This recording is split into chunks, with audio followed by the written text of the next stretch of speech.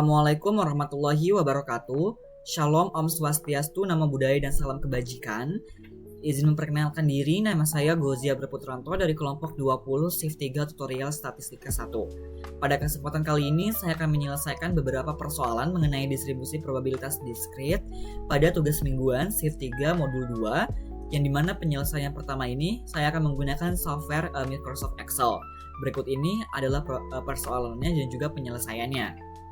Untuk soal yang pertama, yaitu terdapat rata-rata 2 kesalahan cetak huruf di setiap 5 halaman sebuah buku. Hitunglah peluang akan terdapat 2 kesalahan cetak huruf dari 7 halaman yang diperiksa. Untuk soal yang pertama ini termasuk ke dalam distribusi Poisson. Kenapa?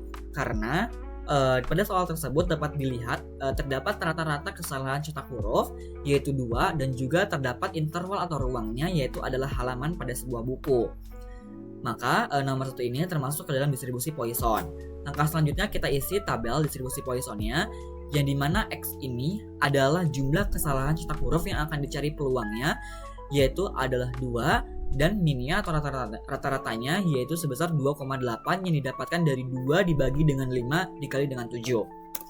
Lalu di sini kumulatifnya adalah false. Kenapa? Karena di sini akan mencari satu nilai tertentu saja, dan di sini akan terdapat secara tidak langsung atau dapat ditafsirkan bahwa ini adalah tepat 2 kesalahan cetak hurufnya. Berarti di sini kumulatifnya adalah false. Nah, untuk mendapatkan hasilnya terdapat 2 cara. Cara pertama kita ke menu formulas, lalu kita ke insert function. Lalu di sini select kategorinya adalah statistical. Karena di sini Poisson, kita pilih yang Poisson.dis.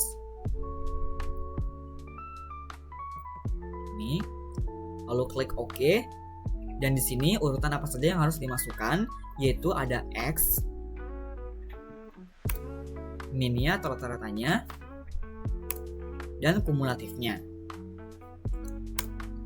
Lalu kita langsung saja klik OK, dan dapatkan hasil. Untuk soal nomor pertama, peluangnya adalah 0,238, yang berarti peluangnya ini adalah sangat kecil, karena untuk mendapatkan peluangnya itu ada rentang nilainya, yaitu 0 sampai dengan 1.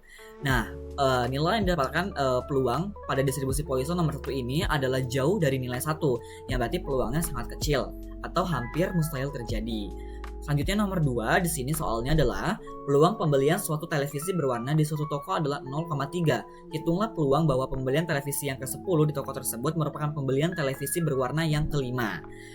Untuk soal kedua ini termasuk distribusi binomial negatif. Kenapa? Karena di sini terdapat total jumlah percobaan yang harus dilakukannya adalah 10 pembelian televisi, dan yang harus dilakukan hingga tercapainya keberhasilan yang kelimanya yaitu pembelian televisi berwarna. Maka untuk soal 2 ini termasuk distribusi binomial negatif. Lalu langkah selanjutnya kita isi tabel distribusi binomial negatifnya ini. Di sini ada X-nya. X itu adalah total semua percobaannya adalah 10 pembelian televisi. Number underscore S-nya atau K-nya ini adalah target jumlah suksesnya atau pembelian televisi berwarnanya yaitu 5. Number underscore F-nya ini adalah jumlah kegagalan atau peluang kegagalan sebelum terjadinya keberhasilan yang didapatkan dari X dikurangi dengan K, yaitu 10 dikurangi dengan 5, hasilnya adalah 5. Dan di sini probability-nya adalah 0,3, dan kumulatifnya false karena secara tersirat ini hanya akan mencari satu nilai tertentu saja. Lalu hasilnya untuk cara satunya lagi atau cara yang kedua adalah cara ketik langsung, yaitu sama dengan, karena di sini binomial negatif, kita ketik netbinom.dis.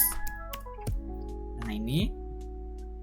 Lalu di sini terdapat urutan yang harus dimasukkan satu persatu.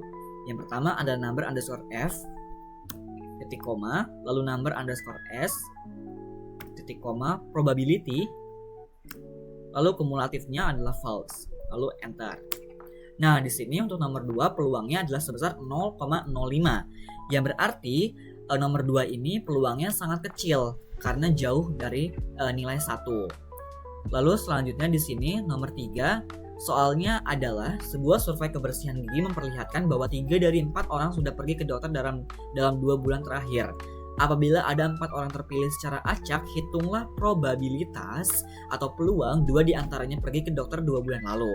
Untuk soal nomor 3 ini termasuk distribusi binomial. Kenapa? Karena pada soal ketiga ini terdapat dua kemungkinan hasil, yaitu sukses ataupun gagal. Suksesnya ini adalah orang yang pergi ke dokter dan gagal ini adalah orang yang tidak pergi ke dokter. Dan selanjutnya di sini juga terdapat total percobaannya yang tetap, atau total jumlah percobaannya ini adalah tetap sebanyak 4, karena di sini hanya 4 orang yang akan diamatinya. Maka nomor 3 ini termasuk distribusi binomial. Selanjutnya kita isi tabelnya. Di sini terdapat number underscore s atau x-nya, yaitu adalah 2, yang berarti ini adalah jumlah sukses yang diharapkannya adalah 2. Lalu di sini ada trials atau total jumlah percobaannya, n-nya adalah 4 karena terdapat 4 orang yang akan diamati. Dan probability underscore s-nya atau p-nya atau peluangnya adalah 0,75 yang didapatkan dari 3 dibagi dengan 4. Dan kumulatifnya adalah false, secara tersirat akan mencari satu nilai tertentu saja. Dan hasilnya kita ketik sama dengan, karena binomial berarti kita ketik binom.this. Ini. Nah, yang pertama adalah number underscore s, kedua trials, ketiga probability, dan yang keempat adalah kumulatifnya. Enter. Dan untuk nomor 3 ini peluangnya adalah sebesar 0,210975, yang berarti untuk nomor 3 peluangnya ini adalah sangat kecil karena jauh dari nilai 1. Nah, selanjutnya di sini soal nomor 4, yaitu adalah dalam sebuah kotak terdapat 7 bola yang 3 diantaranya itu berwarna merah.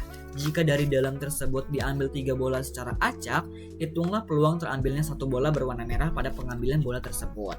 Nah, untuk nomor 4 ini termasuk ke dalam distribusi hypergeometrik. Kenapa? Karena di sini antara percobaan satu dengan percobaan lainnya itu adalah saling mempengaruhi. Artinya, misalkan peluangnya ini akan berubah setiap percobaan. Yang dimana di sini yang pertama, misalkan peluangnya untuk terdapat mengambil merah itu adalah 3/7. Nah, apabila yang keluarnya merah, maka untuk peluang selanjutnya, percobaan selanjutnya itu adalah peluangnya 2/6. Jadi setiap percobaan ini peluangnya akan berubah, jadi saling mempengaruhi. Dan juga di sini tanpa pengembalian, jadi hanya dilakukan pengambilan. Maka di sini termasuk ke dalam distribusi hypergeometrik.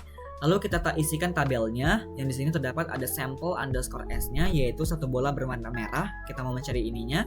Lalu number underscore sample-nya, itu adalah kita mau diambil 3 bola secara acak. Population underscore s-nya adalah 3 bola yang berwarna merah.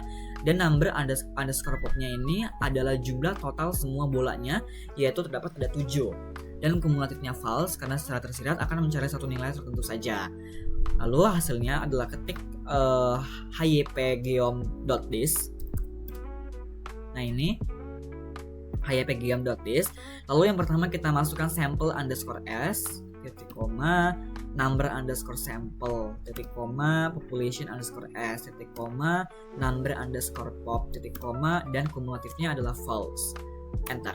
Nah, di sini nomor 4 peluangnya ini adalah sebesar 0,514, yang dimana peluangnya ini untuk nomor 4 ini distribusi hypergeometrik ini dapat dikatakan hampir mustahil terjadi, dan hampir pasti terjadi ini adalah sama besar, karena di sini peluangnya ada terdapat di tengah di antara 0 dengan 1. Jadi peluangnya ini adalah 50-50, bisa terjadi ataupun tidak terjadi. Selanjutnya di sini saya akan menyelesaikan persoalan yang kedua dengan menggunakan software RStudio. Di mana langkah-langkahnya? Yang pertama kita ke menu file terlebih dahulu untuk untuk memilih tempat menyimpan file yang akan dikerjakan ini. Di sini ada create project-nya, kita klik atau pilih yang existing directory, lalu kita browser tempat mana yang akan kita simpan filenya.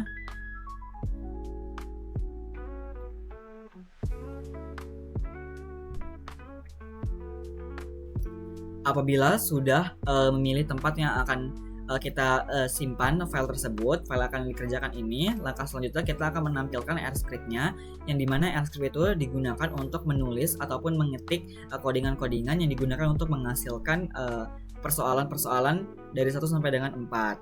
Yaitu kita pilih R-script, dan di sini sudah muncul R-script-nya. Langkah selanjutnya kita akan mengetik codingannya. Dan di sini saya sudah mengetik semua codingannya, yang dimana langkah pertamanya adalah kita mau menginstal package dan juga mengaktifkan package terlebih dahulu. Di sini ada install.package di str, yang dimana di str ini adalah distribusi yang merujuk pada distribusi probabilitas yang digunakan untuk menganalisis berbagai jenis distribusi data seperti kayak distribusi Poisson, binomial dan lain sebagainya. Lalu di sini ada syntax library yang digunakan untuk kayak menjalankan berbagai tugas analisis dari si str tersebut atau distribusi probabilitas tersebut. Pertama kita lakukan run install terlebih dahulu, lalu kita run juga yang library-nya. Nah selanjutnya pada soal pertama itu kan termasuk ke dalam jenis distribusi Poisson, sehingga yang pertama di sini ada lambda underscore p ini adalah si Poissonnya, dan di sini ada 143 itu merupakan angka akhiran NIM saya, 3 angka akhiran NIM saya, dan dimana lambdanya atau rata-rata kesalahan cetak hurufnya ini adalah 2,8. Dan di sini juga ada x-nya, x itu adalah jumlah kesalahan cetak huruf yang ingin dicari peluangnya adalah 2. Dan di sini juga ada peluang underscore dis underscore Poisson dengan sintaks depois, yang dimana untuk memanggil data-data yang telah kita tulis sebelumnya ada x dan juga lambda.